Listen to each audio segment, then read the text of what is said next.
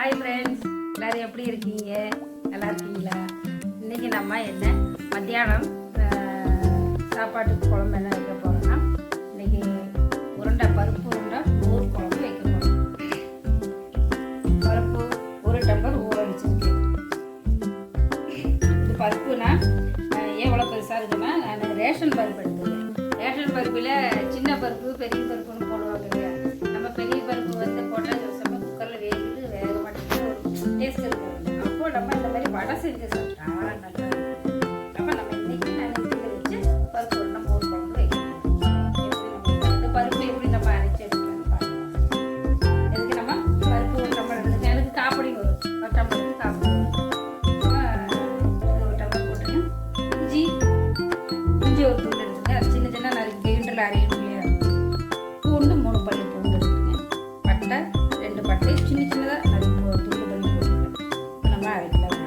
இங்கே ஆட்டுக்கல்லி அம்மிக்கல்லாம் ஒன்றும் இல்லைங்க, அதனால நம்ம கிரைண்டரில் தான் அரைக்க போகிறோம். நம்ம வடைக்கு பருப்பு அரைச்சிட்டுங்க, 1-2 அரைச்சிருக்கேன். நல்லா வேணும்னு, ஏன்னா நம்ம துவரம் பருப்பு தானே, கடலை பருப்புனாலும் முழு கிடக்கு. இது ஒரு திருப்புலேயே அரைச்சி வச்சுருக்கேன். இப்போ இதில் நம்ம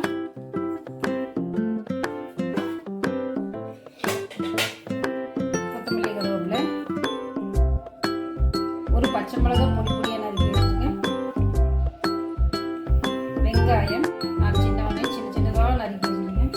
ஏன்னா நம்ம பெருசு பெருசாக நறுக்கிட்டோம்னா வடை பருப்பு எண்ணெயில் போடும்போது திரிஞ்சு வந்துடும். அப்புறமா கொஞ்சம் பொடியாக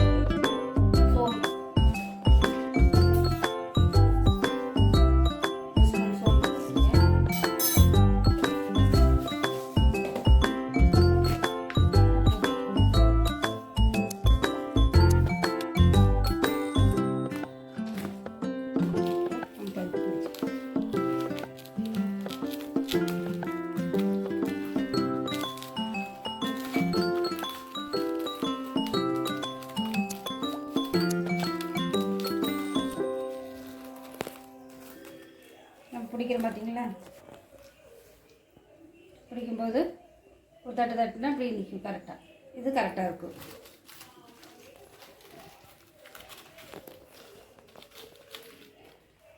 இதில் நம்ம ஒரு தொட்டு பெருங்காயத்தூள் போட்டுக்கலாம்.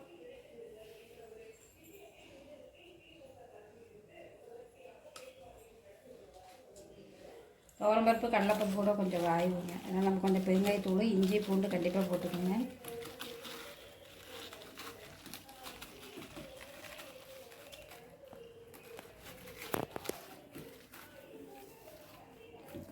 இதை பொரிச்சுக்கிட்டுங்க. நம்ம அதுக்குள்ளே தேங்காய் அரைச்சிட்டு வந்துடலாம்.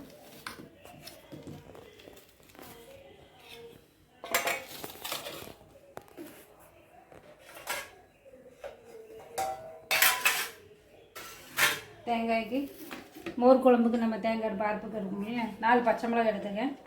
இது கொஞ்சம் காரம் கம்மி, அதனால் நான் 4 எடுத்துருக்கேன். 4 துவரம் பருப்பு ஊற வச்சு வச்சுருக்கேன். 2 ஸ்பூனு இது போட்டுக்கலாங்க. கையோட போட்டு 2 துண்டு போட்டு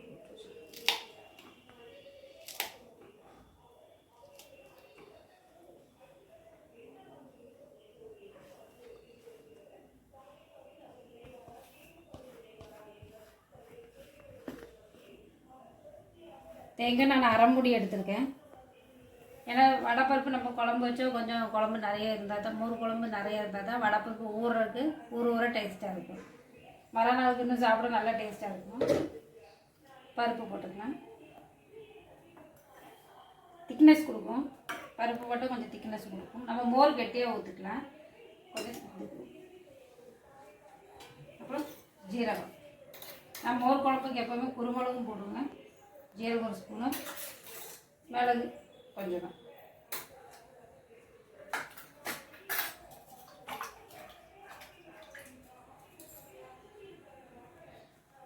நம்ம அரைச்சிக்கலாம்.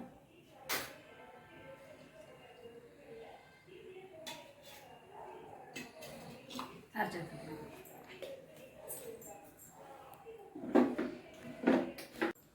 தேங்காய் நல்லா அரைச்சிட்டேங்க.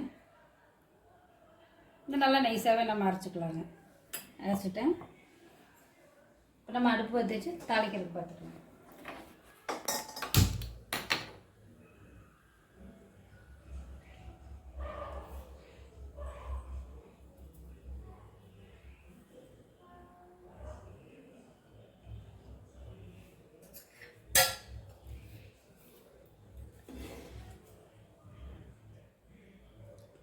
வடசட்டி சூடாயிட்டு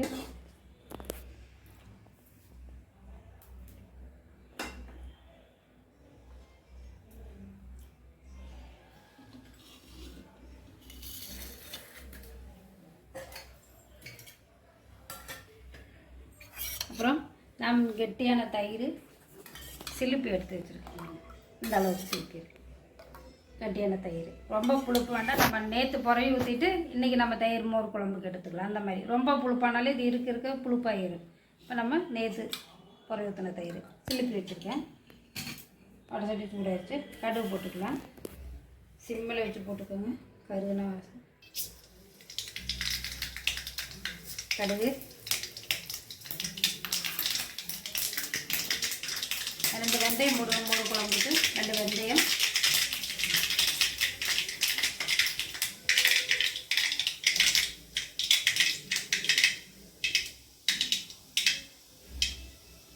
வெந்தயம்,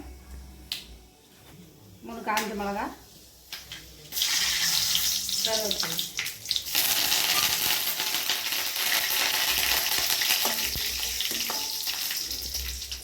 நம்ம அடுப்பு சிம்மில் வச்சு மஞ்சத்தூள் போட்டுக்கலாம். போட்டாச்சு. இப்போ நம்ம தேங்காய் அரைப்பு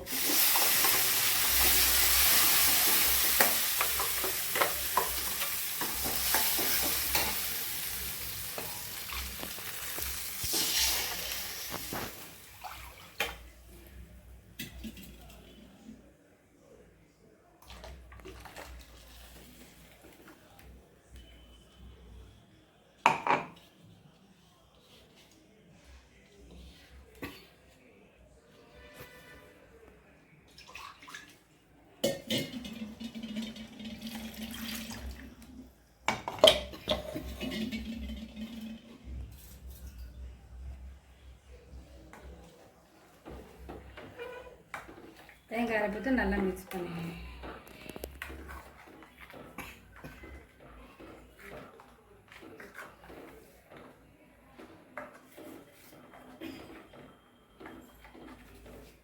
இந்த அளவுக்கு கெட்டித்தன்மை போதும்.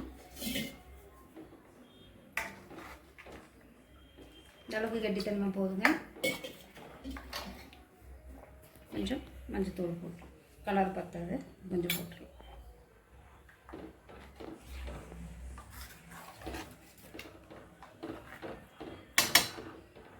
உப்பு நம்ம கொஞ்சம் போட்டுக்கலாம். வடைக்கு உப்பு போடுறோம், அதனால் உப்பு நம்ம கொஞ்சம் போட்டுக்கலாம்.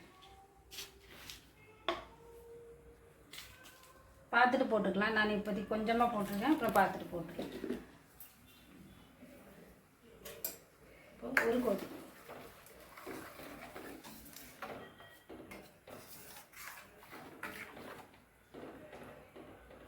ஒரு கொதி, மேலாக ஒரு கொதி மட்டும் வந்தால் போதும். மூடி வச்சுக்கலாம். கொஞ்சம் கொதியை சீக்கிரம் வரும்.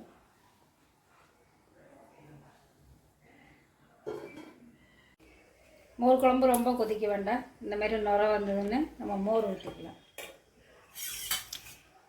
உப்பு நீங்கள் பார்த்துட்டு போட்டுருங்க.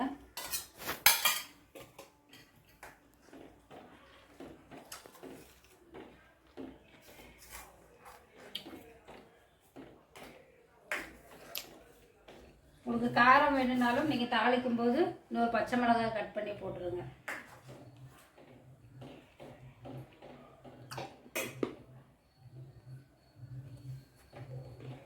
மேலே ஒரு கொதி வந்தோடனே இறக்கிடலாம். அதுக்குள்ளே வடக்கி ஊட்டிடலாம்.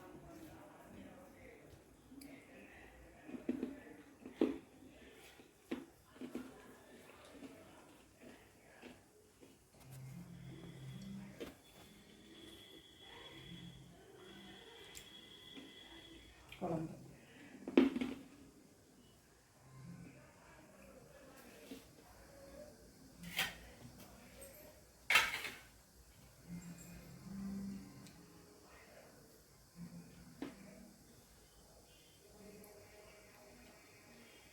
பப்புள்ஸ் வருது பார்த்தீங்களா? இந்த டைமில் நம்ம ஆஃப் பண்ணிக்கலாம். ரொம்ப கொதிச்சுன்னா மோர் தனியாக தண்ணி மாதிரியே நம்ம மோர் ஊற்றிருக்கோம் இல்லையா, தயிர் கட்டி சில்பிட்டு அப்போ தனித்தனியாக ஆயிடும். அப்போ நம்ம ஒரு கொதியிலே கரெக்டாக இருக்கும் நமக்கு.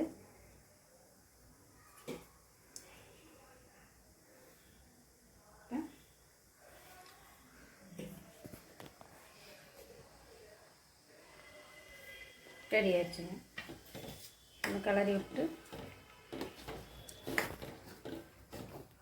இதுதான் கரெக்ட். கொதிக்கக்கூடாது. நம்ம ஆஃப் பண்ணணும்.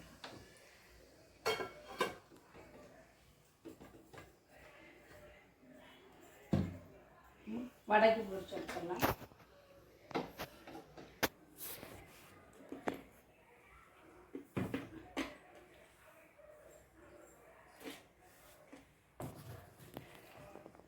நீங்கள் வடை பொரித்து வச்சுட்டு மோர் குழம்பு வச்சுக்கலாங்க.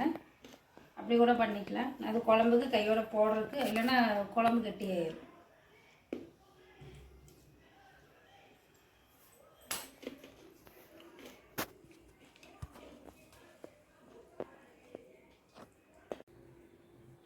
எண்ணெய் சூடாயிட்டுங்க. இப்படி தட்டி போட்டுக்கலாம்.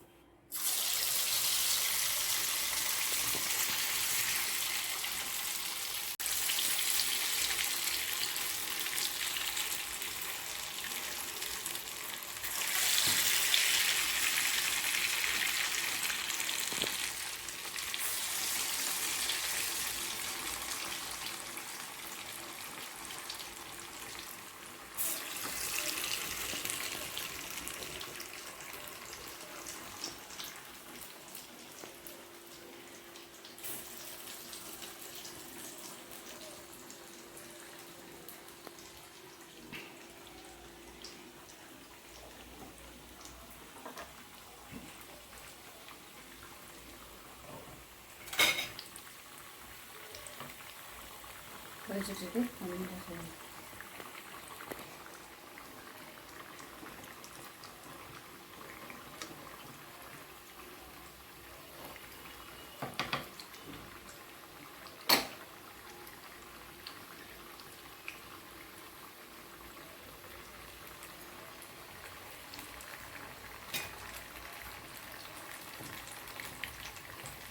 நல்லா கொஞ்சம் போட்டதுக்கப்புறம் ஒரு 2 நிமிஷத்துக்கு அப்புறம் திருப்பி போட்டால் போதும். ஏன்னா நம்ம போட்டிருக்கல சில பொண்ணும் உடஞ்சி வரும். உடையாம இருக்குன்னா நம்ம போட்டால் மெதுவாக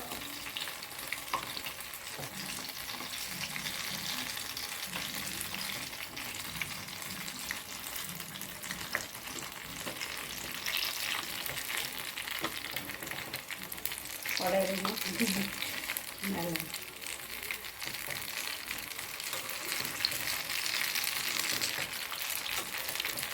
நான் கடலைப்பருப்பு மாதிரி துவரப்பருப்பு கொஞ்சம் அது பெரிய பருப்பாக இருந்தனால கொஞ்சம் தண்ணி மயமாக இருக்குது. அப்புறம் வெங்காயமெல்லாம் அரிஞ்சு போட்டால் இன்னும் கொஞ்சம் தண்ணி கொடுக்கும் வெங்காயத்தில். அதனால் நம்ம வெங்காயமெல்லாம் போட்டதுக்கப்புறம் நம்ம வடை சுட்டு எடுத்துக்கலாம். ஏன்னா வெங்காயத்தோட தண்ணியெல்லாம் இறங்கிடும்.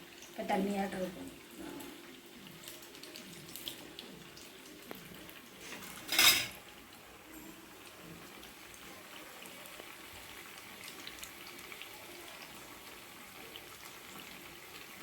ஆனால் நல்லா இருக்குங்க. நம்ம வெங்காயம், இஞ்சி, பூண்டு, ஒரு துள்ளு பட்டை, சோம்பு இதெல்லாம் சேர்க்கும்போது அந்த துவரப்பருப்பு வாசனை இருக்காது. நம்ம கடலைப்பருப்பு வடை சொல்கிறோம் இல்லைங்களா, அதேமாதிரி டேஸ்ட்டே இருக்கும். 1-2 குறப்பாக அரைச்சி எடுத்துக்கலாம். 1-2 குறப்பாக அரைச்சி எடுத்தால் போதும். ரொம்ப நெய்ஸ் போனால் கசப்பு தன்மை கொடுக்கும். அதுக்குண்டான வெங்காயம் இதெல்லாம் நம்ம மசாலா ஐட்டம் சேர்த்திட்டோன்னா நல்லாயிருக்குங்க. துவரப்பருப்பு வாசனை வராது. வடை மாதிரி நல்லா மொழிஞ்சு வச்சுட்டு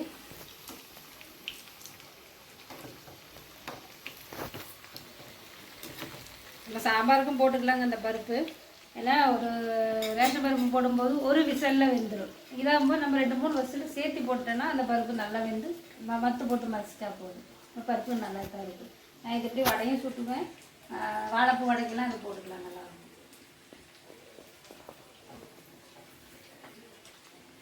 நல்லா பொரிஞ்சு எடுத்துங்க.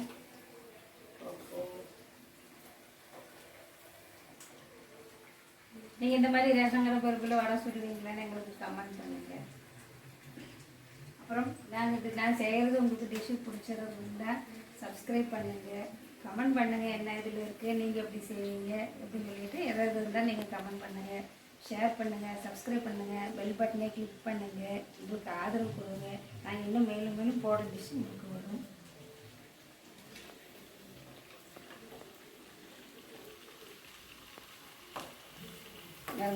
இதை உடையாமல் நமக்கு வந்துருச்சு வர.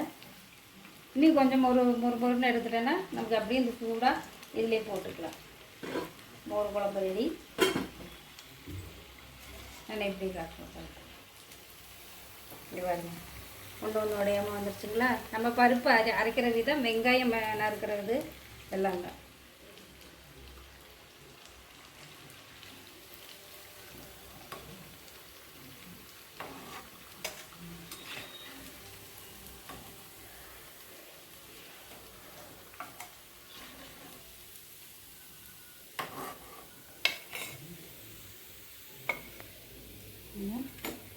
கிறிஸ்பியாக நல்லா வந்துருச்சு பாருங்கள். இனி அடுத்தது நம்ம பொரிச்சு எடுத்துக்கலாம். இதே தான் ரொம்ப அனுப்பாங்க. இந்த மாதிரி ப்ரெஸ் பண்ணி போட்டால் வாசனை நல்லா இருக்குது. இந்த வாசனையே இல்லைங்க, துவரம் பருப்பு வாசனையே இல்லைங்க. நம்ம வடை பருப்பு சொல்கிற மாதிரி கடலைப்பருப்பு வாசனை தான் வருது.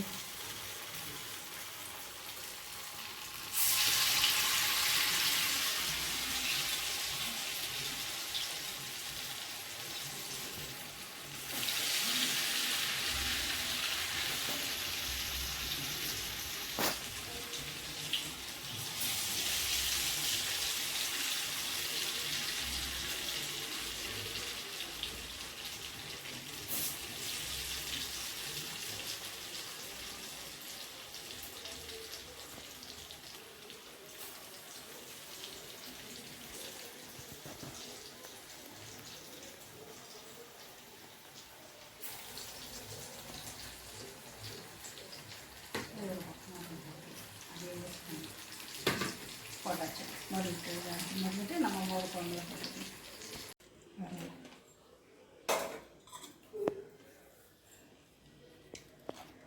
சுவையான மோர் குழம்பு, உருண்டை மோர் குழம்பு ரெடி. இது அப்படியே ஊறிட்டேன்னா சாப்பிட அவ்வளோ டேஸ்ட்டாக இருக்குங்க. நீங்களும் கண்டிப்பாக செஞ்சு பாருங்கள் வீட்டில். சுவையான உருண்டை மோர் குழம்பு மழை டைமெல்லாம் அருமையாக இருக்கும். நல்லா சுடு சாதத்தில் போட்டு சாப்பிட்டா அந்த வடை ஒன்று சாப்பிட்டா அட்டகாசமாக இருக்குங்க. கண்டிப்பாக நீங்கள் செஞ்சு பாருங்கள். செஞ்சு பார்த்துட்டு எங்களுக்கு எப்படி இருக்குன்னு கமெண்ட் பண்ணுங்கள், ஷேர் பண்ணுங்கள், சப்ஸ்கிரைப் பண்ணுங்கள், பெல் பட்டனே கிளிக் பண்ணுங்கள்.